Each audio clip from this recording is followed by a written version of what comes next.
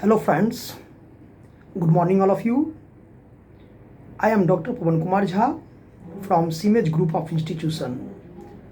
Today we will discuss how to prepare a financial statement with adjustment. Previous videos में हम लोग समझे थे कि फिनंशियल स्टेटमेंट कैसे तैयार की जाती है जब कोई भी एडजस्टमेंट नहीं दी हुई हो। तो आज के सेशन में हम लोग ये समझेंगे कि फिनंशियल स्टेटमेंट मुझे प्रिपेयर करना है लेकिन जब एडजस्टमेंट गिवन हो, यानी adjustment given in the question.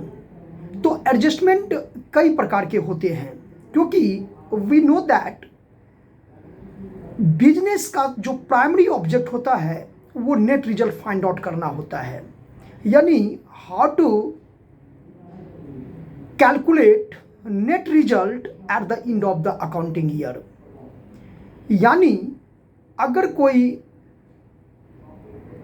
Adjustment हो मीन्स कि बहुत सारे ऐसे मॉनेटरी ट्रांजैक्शन आपको मिल जाएंगे जो कि बिजनेस के लिए है लेकिन बिजनेस ने उसको अपने बुक्स में रिकॉर्ड नहीं किए हैं, like interest on capital, outstanding expenses, closing stock, prepaid expenses, income receive in advance, depreciation, appreciation, bad debts, provision for bad and doubtful debts, discount on debtor, discount on creditor etcetera. बहुत सारे ऐसे।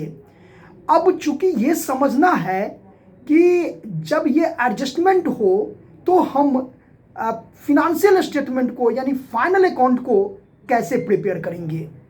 तो सबसे पहले हम लोग को जो एडजस्टमेंट एंट्री आएंगे उसका नाम है क्लोजिंग स्टॉक।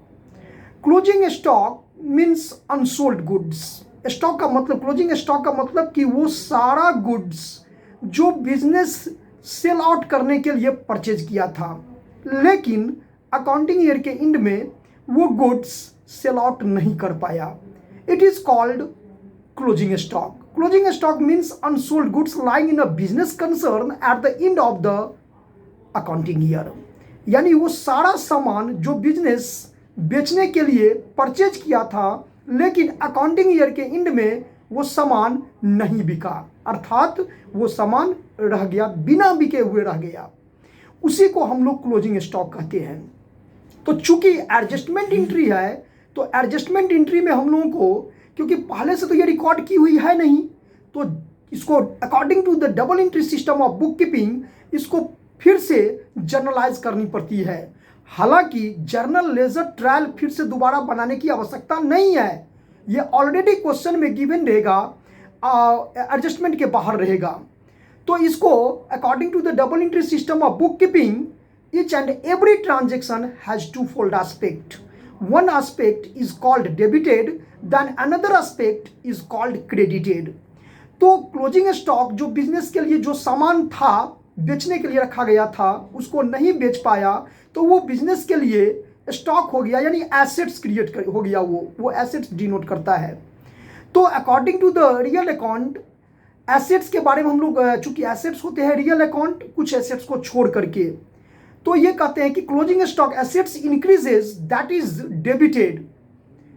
तो इसको क्लोजिंग स्टॉक को हम लोग डेबिट करते हैं। और टू ट्रेडिंग अकाउंट, क्योंकि जब बिजनेस ग्रॉस रिजल्ट निकालना चाहता है तो वो ट्रेडिंग अकाउंट को प्रिपेयर करता है और ये चूंकि रेवेन्यू नेचर के होते हैं तो इसको एक बार ट्रेडिंग अकाउंट के सीआर साइड में और दूसरी बार इसको बैलेंस शीट के एसेट साइड में। एसेट साइड में इसलिए चूंकि ये डेबिट बैलेंस है और क्रेडिट साइड में, ट्रेडिंग अकाउंट के क्रेडिट साइड में इसलिए चूंकि ये बिजनेस के लिए इनकम जनरेट करने वाला है आफ्टर वन अकाउंटिंग ईयर।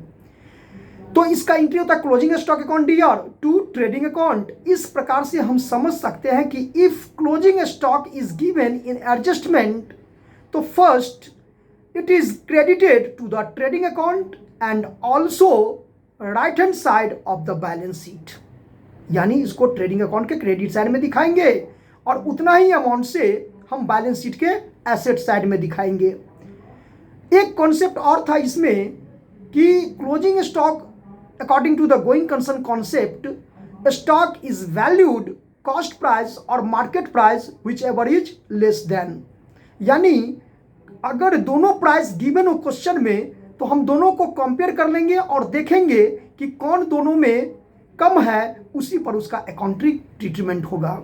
यानी जितना ट्रेडिंग अकाउंट के क्रेडिट साइड में उतना ही बैलेंस शीट के एसेट साइड में। तो इस तरह से हम लोग क्लोजिंग स्टॉक का समझ सकते हैं। नेक्स्ट वीडियो में हम लोग और इसको एडजस्टमेंट के बारे में डिस्कशन करेंगे। तब तक thank you all of you, इसको बढ़िया से देखिएगा। आई होप कि सभी को समझ में आएंगे।